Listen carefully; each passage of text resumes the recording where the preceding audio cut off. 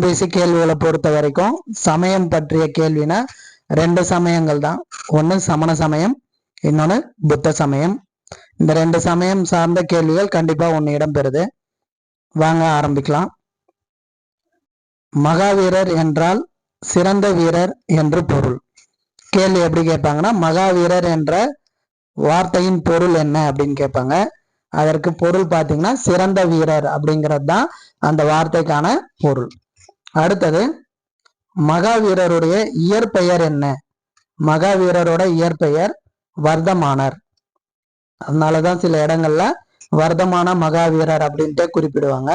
வர்தமானர் அப்படிங்கிறது தான் மகாவீரரோட இயற்பெயர். அடுத்தது, வர்தமானர் வாழ்ந்த காலம், இடம், பிறந்த ஊர், இது கேள்வியா வருது. வர்தமானர் கிமு 539 தற்போதைய பீகார் மாநிலம் வைசாலி என்னும் பகுதியில் உள்ள குந்த கிராமம் என்னும் ஊரில் பிறந்தார். வர்தமானர் பிறந்த ஆண்டு கிமு 539, தற்போதைய பீகார் பகுதி வைசாலி நகரத்தில் உள்ள குந்த கிராமம் என்னும் இடத்தில் பிறந்துள்ளார். அடுத்தது, சமண சமயத்தின் முதல் தீர்த்தங்கரர், அதாவது முதல்ல அந்த சமய கருத்துக்களை கூறியவர் அப்படிங்கிறவர் யாருன்னா ஆதிநாதர் அல்லது ரிஷபதேவர். சமண சமயத்தின் முதல் தீர்த்தங்கரர் ஆதிநாதர் அல்லது ரிஷபதேவர். முதல் அப்படின்னாலே ஆதிதான், சோ அப்படி நம்ம ஞாபகம் வச்சுக்கலாம், ஆதிநாதர். அடுத்தது, 23வது தீர்த்தங்கரர் பார்சுவநாதர். 23வது தீர்த்தங்கரர் பார்சுவநாதர். இவருக்கு அடுத்து 24வது தீர்த்தங்கரரா வரவர் தான் மகாவீரர். ஆனா 24வது தீர்த்தங்கரரா, அதாவது சமய குருவா வந்தாலும் இவரு கூறிய கருத்துக்கள் தான் அதிக புகழும் மக்கள் பின்பற்றவும் ஆரம்பிச்சதால சமண சமயத்தை தோற்றுவித்தவர் மகாவீரர் அப்படின்னு நம்ம சொல்லிட்டு இருக்கோம். சோ முதல் தீர்த்தங்கரர் ஆதிநாதர், 23வது தீர்த்தங்கரர் பார்சுவநாதர், 24வது தீர்த்தங்கரர் தான் மகாவீரர் வர்தமானர். அடுத்தது, மகாவீரர் கிமு 467 தன்னுடைய 72வது வயதில் பவபுரி என்னும் இடத்தில் இறந்தார். அவருடைய இறப்பை பத்தி சொல்றாங்க. சோ இதெல்லாம் சரியா தவறா அப்படிங்கிற மாதிரியும் கூற்று காரணம்ங்கிற மாதிரியும் கொஸ்டின் கேட்கிறாங்க. மகாவீரர் கிமு 467 தன்னுடைய 72வது வயதில் பவபுரி என்னும் இடத்தில் இறந்தார். அடுத்தது, பெற்றோர் பத்தி சொல்றாங்க. பெற்றோர் சித்தார்த்தர் திரிசலை. மகாவீரருடைய பெற்றோர் யாருன்னு பாத்தீங்கன்னா சித்தார்த்தர் மற்றும் திரிசலை. அடுத்தது, மகாவீரருடைய மனைவி பெயர் யசோதா. மகாவீரர் குடும்ப வாழ்க்கையில இருந்துதான் தீர்த்தங்கரர் ஆகி அடுத்தது சமண சமய கருத்துக்களை உருவாக்குறாரு. இவருடைய பெற்றோர் பாத்தீங்கன்னா சித்தார்த்தர் திரிசலை, மனைவி யசோதா. அடுத்து இவருக்கு மகள்கள் அப்படின்னு பாத்தீங்கன்னா அன்னோஜா பிரியதர்ஷினி அப்படிங்கிறவங்க தான் இவரோட மகள். மகாவீரர் அல்லது வர்தமானரின் மகள் அப்படின்னா அனோஜா பிரியதர்ஷினி. இது ஒரு முறை டிஎன்பிஎஸ்சில கொஸ்டினா கேட்டிருக்காங்க, நோட் பண்ணிக்கோங்க. அடுத்தது, சமணர்களின் புனித நூல்கள் அங்கங்கள் மற்றும் பூர்வங்கள் என அழைக்கப்படுது.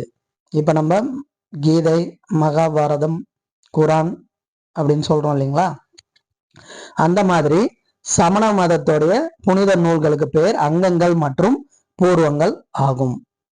அடுத்தது, வர்தமானரின் போதனைகள் மும்மணிகள் அல்லது திரிரத்தனங்கள் என்று அழைக்கப்படுகிறது. அதாவது வர்தமானர் அப்படின்னாலே 3 அப்படின்னு நம்ம ஞாபகம் வச்சுனோம், மகாவீரர் 3. சோ மும்மணிகள் அல்லது திரிரத்தனங்கள். இதுல இவரு 5 வகையான ஒழுக்கங்களை பத்தி சொல்றாரு. அடுத்த பாயிண்ட் பாத்தீங்கன்னா, சமண சமயத்தை பின்பற்றிய அரசர்கள். எந்தெந்த அரசர்கள்லாம் சமண சமயத்தை பின்பற்றினாங்க அப்படின்ட்டு குறிப்பிடுறாங்க. சந்திரகுப்த மௌரியர், கலிங்க மன்னன் காரவேலன், கூன் பாண்டியன், அதாவது முதலாம் கூன் பாண்டியன். அடுத்தது பல்லவ மன்னன்ல மகேந்திரவர்மன். இவங்கெல்லாம் பாத்தீங்கன்னா சமண சமய கருத்துக்களை ஏத்துக்கிட்டு சமண சமயத்தை பின்பற்றியவர்களா இருக்கிறாங்க. யார் யாருன்னு பாருங்க. இதுல 4 கொடுத்துட்டு பொருந்தாதது கூட கேட்கலாம்.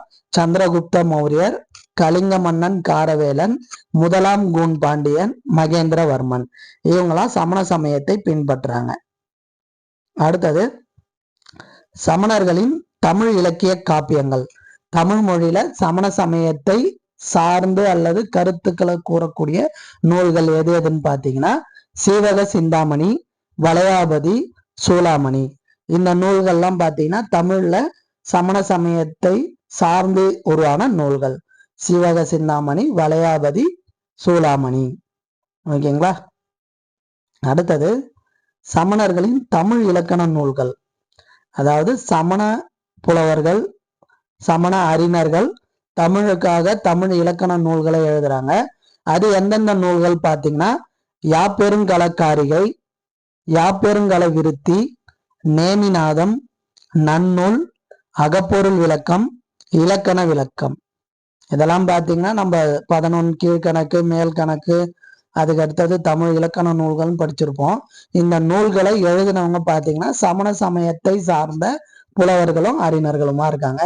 யாப்பெரும் கலங்காரிகை, யாப்பெருங்கல விருத்தி, நேமிநாதம், நன்னூல், அகப்பொருள் விளக்கம், இலக்கண விளக்கம். அடுத்தது சமணர்களின் தமிழ் அறநூல்கள். தமிழ் மொழிக்கான அறத்தை கூறக்கூடிய நூல்கள்ல நிகண்டுகள், நாலடியார், பழமொழி, நான்மணிக்கடிகை, திணைமாலை 150. இந்த நூல்கள்லாம் பார்த்தீங்கன்னா சமணர்கள் தமிழ் மொழிக்காக அறக்கருத்துக்களை கூறின நூல்கள். அதாவது சமண மதத்தை பின்பற்றிய தமிழறிஞர்கள் எழுதியது. நிகண்டுகள் நம்ம நாலடியார் சொல்றோம் இல்லைங்களா, தமிழ் நூல், அது சமண சமய அறிஞர்களால் எழுதப்பட்டது. அடுத்து பழமொழி, நான்மணிக்கடிகை, திணைமாலை 150. இதெல்லாம் அவர்கள் எழுதிய நூல்கள். அடுத்து சமணர்களின் கட்டிடக்கலை. கட்டிடக்கலை எங்க சாட்சியா இருக்கு அப்படின்னு பாத்தீங்கன்னா ராஜஸ்தான்ல மவுண்ட் அபு, அதாவது தில்வாரா கோயில் அப்படின்னு சொல்றோம் இல்லைங்களா, அந்த தில்வாரா கோவில் சமணர்களின் கட்டிடக்கலைக்கு சிறந்த சான்றா சொல்றாங்க. ராஜஸ்தான் மாநிலத்துல இருக்கு, மவுண்ட் அபுங்கிற பகுதியில இருக்கு. அடுத்தது கஜுராஹோ, சித்தூர், ரணக்பூர் போன்ற சமண கோயில்கள். இந்த கோயில்கள்லயும் சமண கட்டடக்கலைக்கு சிறப்பானதா சொல்றாங்க. அடுத்தது சமணர்களின் புகழ்பெற்ற சிற்பங்கள். சமணர்களுடைய சிற்பங்கள் எங்கெங்கெல்லாம் சிறந்திருக்கு அப்படின்னு பாத்தீங்கன்னா உதயகிரி, அதிகும்பா, கிர்னார், சிரவணபெலகோலா, கழுகுமலை. சமண சமயத்தை சார்ந்த சிலைகள், மகாவீரர் அல்லது தீர்த்தங்கரர்களுடைய சிலைகள் இங்க இடத்தெல்லாம் அதிகமாகவும் சிறப்பு வாய்ந்தும் அளவுல பெரிதாகவும் இருக்கலாம். எந்தெந்த இடம் பாருங்க, உதயகிரி, அதிகும்பா, கிர்னார், சிரவணபெலகோலா, கழுகுமலை. இந்த இடங்கள்ல புகழ்பெற்ற சிற்பங்கள் இருக்கு. அடுத்தது கர்நாடக மாநிலம் சிரவணபெலகோலாவில் உள்ள கோமதீஸ்வரர் சிலை சமணர்களின் நினைவு சின்னமாக விளங்குகிறது.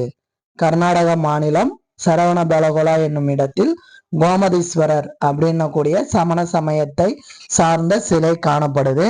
இந்த சிலையை தான் சமணர்கள் நினைவு சின்னமா, அதாவது வர்த்தமான மகாவீரரோட சிலையா வழிபடுறாங்க. அடுத்தது சமணத்தின் பிரிவுகள். சமணத்துல பாத்தீங்கன்னா 2 பிரிவுகள் இருக்கு. ஒன்னு ஸ்வேதம்பரர், இன்னொன்னு திகம்பரர். ஸ்வேதம்பரர் அப்படிங்கிறவங்க பாத்தீங்கன்னா பத்திரபாகு அப்படின்னு கூடிய பேரால அழைக்கிறாங்க. அடுத்தது திகம்பரர் பாத்தீங்கன்னா ஸ்தூலபாகு அப்படின்னு கூடியவங்கள வழி பின்பற்றவங்களா இருக்காங்க. இப்போ சமணத்தின் பிரிவுகள் 2, அதுலயே 2 வகையா பின்பற்றாங்க. ஒன்னு ஸ்வேதம்பரர், இன்னொன்னு திகம்பரர். அடுத்து சமண மாநாடுகள். சமண சமயத்திற்கான மாநாடுகள் நடத்தியிருக்காங்க. முதல் மாநாடு நடந்த இடம் பாத்தீங்கன்னா பாடலிபுத்திரம். பாடலிபுத்திரம் அப்படிங்கிறது இப்போதைய ஒரிசா, கலிங்கம் அந்த பகுதி. அடுத்தது 2வது மாநாடு பாத்தீங்கன்னா வாதாபி என்னும் இடத்தில் நடைபெற்றுள்ளது. இப்போ வாதாபி கொண்டான் அப்படின்னு நம்ம கேள்விப்பட்டிருப்போம். ஸோ இந்த பகுதிகள்லாம் பார்த்தீங்கன்னா சமண சமயத்தை பெரும்பாலும் பின்பற்றியிருக்காங்க. அந்த சமணத்துக்கான மாநாடுகள் நடத்தியிருக்காங்க. சமண மாநாடுகள் 2 பற்றிய தகவல் நம்ம கிட்ட இருக்கு. முதல் மாநாடு நடைபெற்ற இடம் பாடலிபுத்திரம், 2வது சமண மாநாடு நடைபெற்ற இடம் வாதாபி. ஓகே ஃப்ரெண்ட்ஸ், இது வரைக்கும் நம்ம பார்த்த கருத்துக்கள் எல்லாமே 6 முதல் 12 வரை இருக்க புத்தகங்கள்ல இருந்து சமண சமயம் சார்ந்த கருத்துக்கள். இந்த கருத்துக்கள் கண்டிப்பா உங்களுக்கு பரீட்சைக்கு பயன்படும். டிஎன்பிசி எக்ஸாமுக்கு நல்லபடியா ப்ரிப்பேர் பண்ணுங்க, மார்க் ஸ்கோர் பண்ணுங்க. நன்றி.